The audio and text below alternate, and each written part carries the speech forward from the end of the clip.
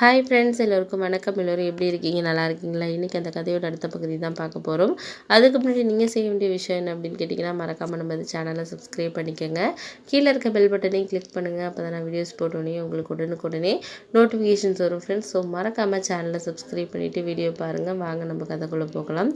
அதுக்கப்புறம் சரி நம்ம பார்த்துக்கலாம் அப்படிங்கிற ஒரு முடிவில் இருந்தப்போ தான் என்ன ஒரு யோசனையில் நான் இருந்தேன் அப்படின்னா, சரி இந்த ஒரு விஷயத்தில் நம்மளுக்கான ஒரு முடிவுங்கிறது நம்ம சரியான ஒரு முடிவு எடுத்துடணும் அப்படிங்கிறது நம்மளுக்கு தெரிஞ்ச விஷயந்தான்.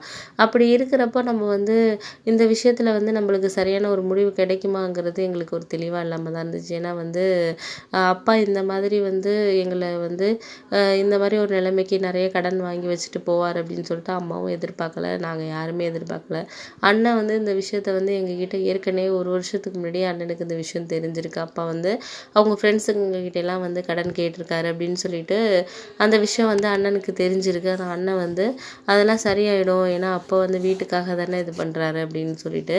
ஆனால் அதுக்கப்புறம் தான் எங்களுக்கு எல்லாமே தெரியும். அவர் எங்களுக்காக இல்லை, அவங்களோட தங்கச்சி குடும்பத்துக்காக, உங்கள் தங்கச்சி பொண்ணு கல்யாணத்துக்கு தான் வாங்கி கொடுத்துருக்காங்க. அத்தை என்ன சொல்லியிருக்காங்கன்னா, கல்யாணம் நடந்ததுக்கப்புறம் அதுக்கப்புறம் சரி அப்படின்னு சொல்லிட்டு நாங்கள் அப்பா இந்த மாதிரி கடன் வாங்கியிருக்காரு, இத்தனை லட்ச ரூபா கடன் இருக்குது அப்படின்னு சொல்லிட்டு, அதுக்கப்புறம் எங்களுக்கு தெரிஞ்சதுக்கு அப்புறமும் அப்பா கிட்ட எவ்வளோ அம்மா கேட்டாங்க, எதுக்காக நீங்கள் இவ்வளோ வாங்குனீங்க, வீட்டுக்காகவும் எதுவும் இல்லையே, பசங்க படிப்பு எல்லாத்துக்கும் தானே நம்ம லோன் வாங்கி படிக்க வச்சு எல்லாமே முடிஞ்சிருச்சு, இப்போ எப்படி இவ்வளோ கடன் வந்துச்சு, யாருக்கு வாங்கி கொடுத்தீங்க என்னன்னு சொல்லிட்டு அம்மா எவ்வளோ கேட்கறதுக்கு அவங்க எதுவுமே பதில் சொல்லலை.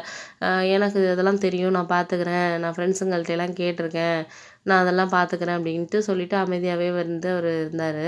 ஆனால் அவர் முகத்தில் ஒரு பயம் தெரிஞ்சது எங்களுக்கு எல்லாருக்குமே தெரிஞ்சிச்சு. ஏன் அப்படின்னா, அவர் எல்லாத்துலேயுமே ஒரு தைரியமாக இருக்கிற ஆள் எதாக இருந்தாலும். ஆனால் அன்னைக்கு அவர் சரியாக சாப்பிடலை, எதுவுமே பண்ணலை.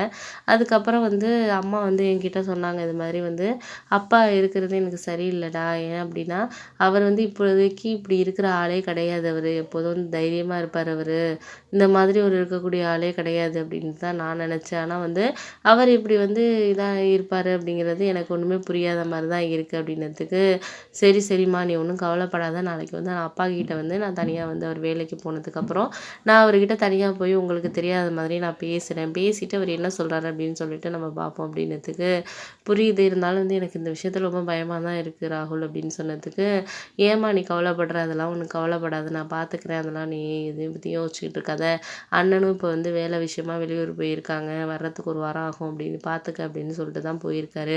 அவர் இந்த விஷயத்தை பற்றி என்கிட்ட சொல்லிட்டு தான் இருந்தார். ஏன்னா அப்பா இந்த மாதிரி கடன் வாங்கியிருக்கிறதுனால நாளைக்கு அம்மாவுக்கு இந்த விஷயம் தெரிஞ்சிச்சுன்னா ரொம்ப இதாகிடும் அப்படின்னு என்கிட்ட ஒரு மாதத்துக்கு முன்னாடியே அவர் என்கிட்ட பேசிகிட்டு இருந்தார்.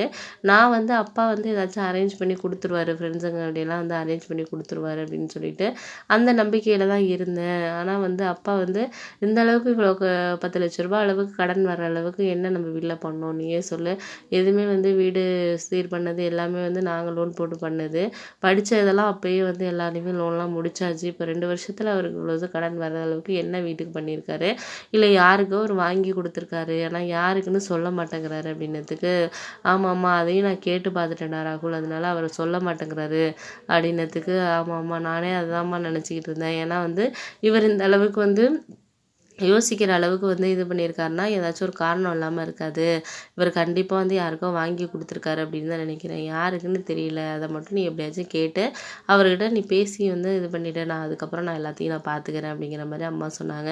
இப்போதைக்கு நீங்கள் அப்பா கிட்ட இந்த விஷயத்தை பற்றி எதையும் நீங்கள் பேசாதீங்கம்மா, பேசுனீங்கன்னா அவர் நம்ம ஏமாந்துட்டோமோ அப்படிங்கிற மாதிரி ஒரு இதாகிடுவார், அதனால் நீங்கள் இதை பற்றி எப்போதும் கேட்காதீங்க, அவர் யாருக்கோ ஒரு முக்கியமானவங்களுக்கு தான் வாங்கி கொடுத்துருக்காரு, இல்லாட்டினா வேறு யாருக்காவது இருந்தால் நீங்கள் இந்த பேசுவீங்கன்னு அவருக்கு தெரியுது, அதனால தான் மறைக்கிறாரு, நான் வேணா அவர்கிட்ட நாளைக்கு நான் பேசி நான் கேட்டுக்கிறேன், இப்போதைக்கு நீங்கள் எதுவும் பேசாதீங்கம்மா அப்படின்னு சொல்லிட்டு இருந்தார்.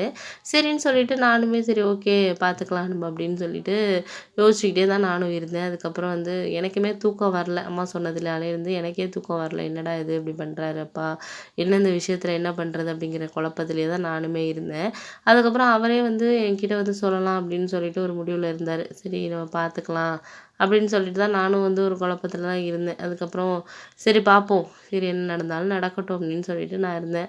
அதுக்கப்புறம் சில விஷயங்கள் நம்மளுக்கு வந்து உடனே வந்து இதாயிடும்ல. அது மாரி தான் எனக்கும் வந்து ஒரு சில குழப்பத்தோட தான் நான் இருந்ததுக்கு காரணம் வந்து, அவர் கண்டிப்பா வந்து ஏதாச்சும் ஒரு விஷயம் இருக்கும். அப்பா இல்லாம காரணம் இல்லாம எதையுமே இது பண்ண மாட்டாரு அப்படின்னு சொல்லிட்டு தான் நான் அதுக்கப்புறம் சரிப்பா நீங்க எதுக்கும் கவலைப்படாதீங்க அப்படின்னு சொல்லிட்டு நானே சொன்னேன். நாளைக்கு போய் பேசுவோம் அப்படின்னு சொல்லிட்டு யோசிச்சுக்கிட்டே தான் நான் வந்து படுத்திருந்தேன். அதுக்கப்புறம்